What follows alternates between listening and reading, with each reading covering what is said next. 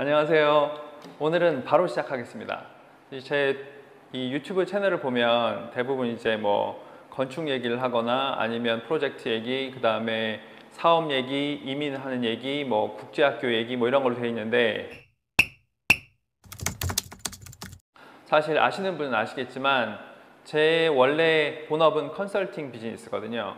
그러면 컨설팅 비즈니스 그 대부분 어떤 걸 하냐 그러면 이제 이민 컨설팅, 그 다음에 사업 컨설팅을 해요. 비즈니스 컨설팅을 하는데 주로 이제 이 눈에 보여지는 거 위주로 하게 되잖아요. 이 유튜브라는 게 시각적인 효과나 시각적으로 보여져야 되니까. 근데 사실 이민이나 비즈니스 컨설팅은 문서가 많고, 그리고 대부분은 다 고객의 개인정보예요. 그러니까 고객의 개인정보, 사생활 이런 거잖아요. 뭐 어떤 분이 어느 위치에다가 뭐를 만들었는데, 근데 여기가 무슨 강남도 아니고 예를 들면 꾸따에 뭐 한식집을 차렸다. 그러면 이제 그거는 아시는 분은 금방 알게 될 정도로 여기는 이제 바닥은 좁단 말이죠. 그러니까 이 비즈니스 컨설팅이나 이민 컨설팅에 대한 내용을 뭐 고객의 예를 들면서 하기는 좀 힘들어요. 예를 들면 고객이 집을 지었다. 그러면 그 집에 가서 집을 뭐 촬영을 하고 저 혼자 뭐 민감한 정보들을 좀 가려가면서 찍는 건 괜찮은데, 이 비즈니스 컨설팅이나 이민 컨설팅 내용은 조금 다르다는 거죠. 그리고 그거를 이제 시각적으로 약간 재미있게 얘기하는 것도 좀 힘들어요. 그래서 그런데 이제 그 안에서 이제 많이 아시는 분들이 계시겠지만, 기본적으로 발리, 인도네시아는 이민 비자라는 게 있는 곳이 아니에요. 그러니까 이민을 받는 국가는 아닙니다, 정식적으로. 다만 비즈니스나 혹은 다른 이유로, 특정한 이유로 취직을 한다거나 해서 결혼을 한다거나 해서 발리나 인도네시아로 왔을 때 비자가 나오는 거지, 뭐 국가의 정책적으로 이민을 받는 국가는 아니에요. 워낙 인구가 많으니까 더 이상 인구가 필요한 국가는 아니니까요. 미국이나 호주나 캐나다처럼 이제 국민들의 수, 인구수를 늘리기 위한 어떤 아무런 필요성이 없기 때문에 그런 이민은 안 받는 거죠. 그러면 지금 이민 컨설팅하고 비즈니스 컨설팅에 겹치는 부분이 뭐냐면, 비자를 받기 위한 기본적인 세팅에 있어요. 그게 뭐냐면 법인을 만드는 거죠. 물론 취직을 해도 되고 하지만, 결혼을 해도 되고 하지만, 여기서 주로 오늘 얘기하는 건 이제 법인을 만들어서 내가 법인에 투자하는 주주의 개념이 되는 부분을 얘기할 거예요. 한국에서는 내가 사업을 하면 둘 중 하나죠. 개인 사업자거나 법인 사업자거나. 그러면 법인 사업자는 우리는 이제 사업자 등록증상에 구분할 때는 법인 사업자라고 하고, 회사의 규모를 얘기할 때는 뭐 중소기업, 중견기업, 대기업 뭐 이렇게 얘기를 한단 말이에요. 그런데 인도네시아에서 우리가 얘기하는 법인이라고 할 수 있는 거는 PT라고 하는 게 있고요, CV라고 하는 게 있어요.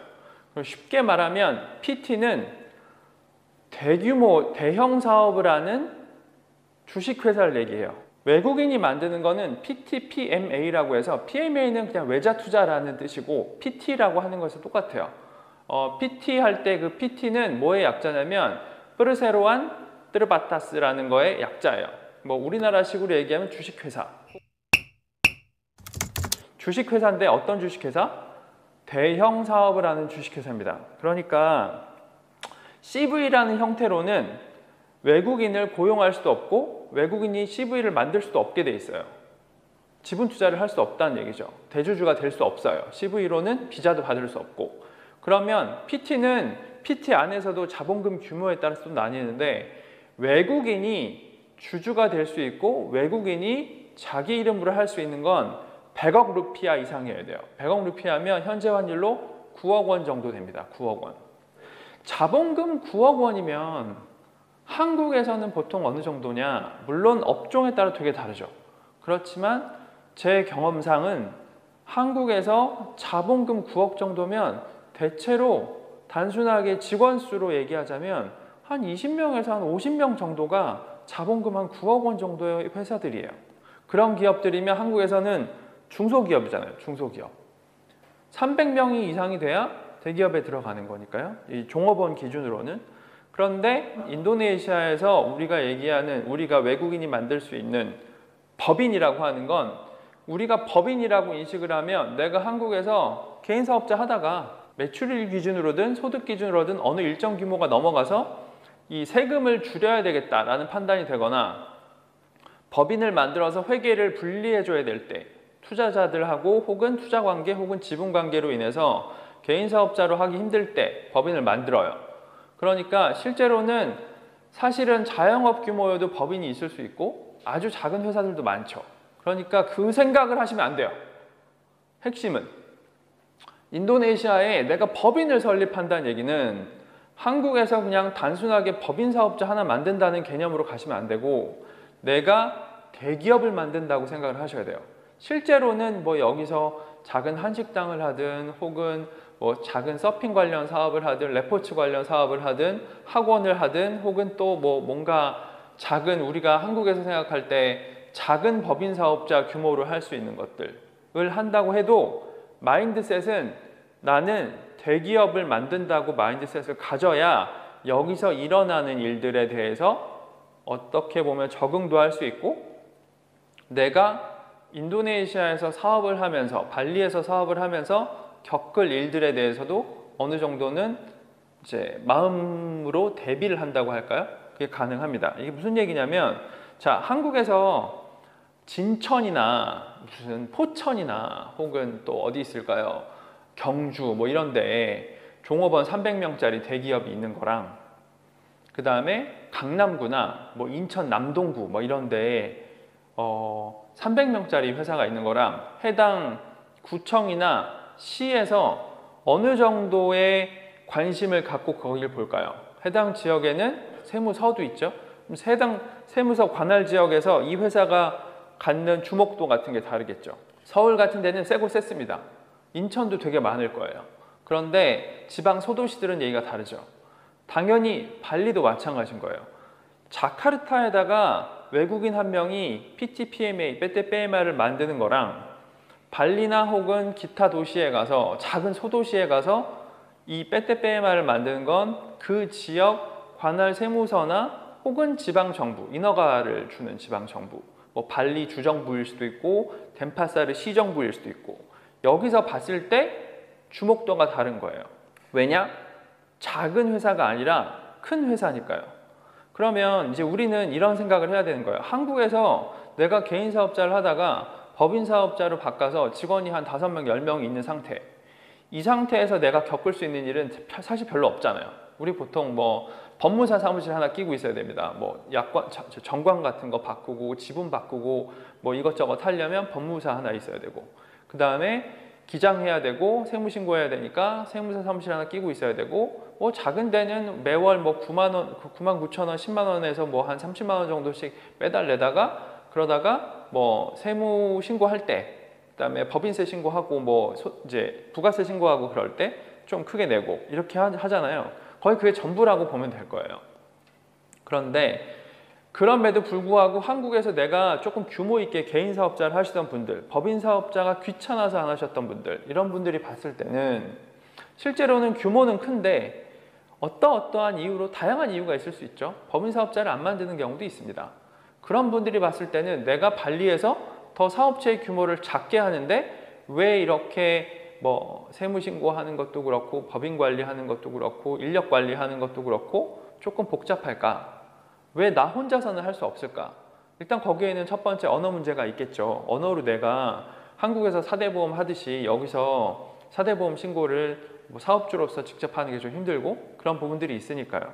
그런데 기본적인 이유는 우리가 외국인이 만드는 PT라는 게 작은 법인이 아니라 대기업이기 때문이에요. 요거를 시험해보고 싶으시면 택시를 탔을 때나 혹은 마사지를 받을 때 밥 먹으러 갔을 때 사소하게 누군가 인도네시아 사람들하고 얘기할 때 그런 얘기할 때 있죠. 뭐 어떤 일 하냐고 너 어떤 비즈니스해? 여기서 어떤 일 해? 그런 얘기할 때 인도네시아에 계신 분들은 나 여기서 어떤 비즈니스해? 이렇게 말씀하지 마시고 나 여기 빼떼 오너야 혹은 그냥 빼떼를 가지고 있어 라고 얘기를 하시면 상대방이 눈이 휘둥그레지면서 나를 대하는 게 좀 달라지는 걸 느끼실 거예요. 왜냐하면 한국식으로 얘기하면 나 회사해 이런 개념으로 말씀하신 게 아니라 나 대기업 오너야 라고 얘기하시는 거거든요. 당연히 얘기가 달라집니다. 뭐 쉽게 얘기해서 저희 동네에 3층에 한 300평? 200평 정도 되는 규모 건물이 3층짜리고 한 200에서 250평 정도 되는 규모의 뭐 작은 빌딩이 하나 있어요. 한국 같으면 그냥 정말 작은 건물이겠지만 여기선 그래도 고도 제한도 있고 하니까 작은 빌딩이거든요. 거기에 뭐 어떤 제조와 유통 같은 걸 하는 곳인데 그 정도 규모가 CV입니다. CV. 빼떼는 PT는요 대부분 공장, 뭐 직원이 뭐 수십 명 단위 이상 있는 곳, 이런 곳들이에요. 주로 외국에서 어떤 거를 수입을 하는, 수입 유통하는 곳, 이런 게 보통 인도네시아 사람들, 로컬들이 하는 PT라고 하는 법인입니다. 그러니까 내가 종업원 한 명 데리고 혹은 나 혼자 처음에 만드는 PT, 내가 처음에 혼자 만들더라도 어쨌든 주주 2명이 들어가 있겠죠. 2명밖에 없고 현지인들 하나 둘 낀다고 해도 그 정도로 시작하는 것 뿐이지 실제로 내가 하는 비즈니스는 대기업들이 하는 비즈니스를 하시는 거니까 1년 혹은 2년, 3년이 지나면 거기에 맞춰서 어떤 기업의 이 전반적인 비즈니스 기록들이 쭉 갖춰져 있어야 되는 거예요. 그렇지 않으면 아무리 여기서 세무조사 받을 확률이 낮고 그리고 인허가로 단속받을 확률이 떨어진다고 하지만 이건 이민국 단속을 얘기하는 게 아닙니다. 지방정부나 중앙정부의 단속을 얘기하는 거예요. 인허가 관련해서 뭐 우리나라 같으면 내가 레스토랑 할 때 식약청이나 혹은 구청에서 단속 나오는 것처럼 그런 걸 할 때 내가 옆에서 인도네시안이 하는 더 큰 식당보다 내가 하는 작은 식당이 더 많은 주목도를 끌 수 있다는 겁니다.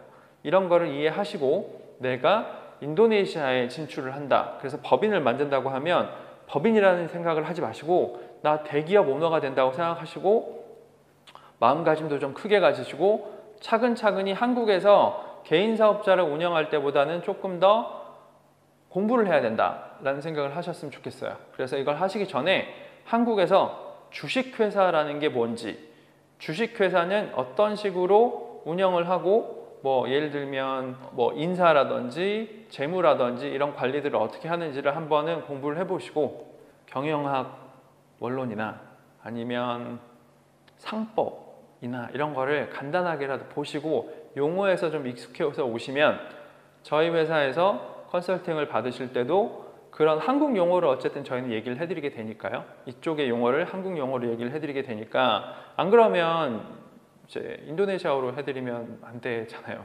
물론 그거를 섞어서 하면서 익숙해지시게 하겠지만 기본적으로는 좀 공부를 해서 진출을 하시면 굉장히 좋다라는 거를 알려드리고 싶습니다. 그러면 오늘은 여기까지 하겠습니다.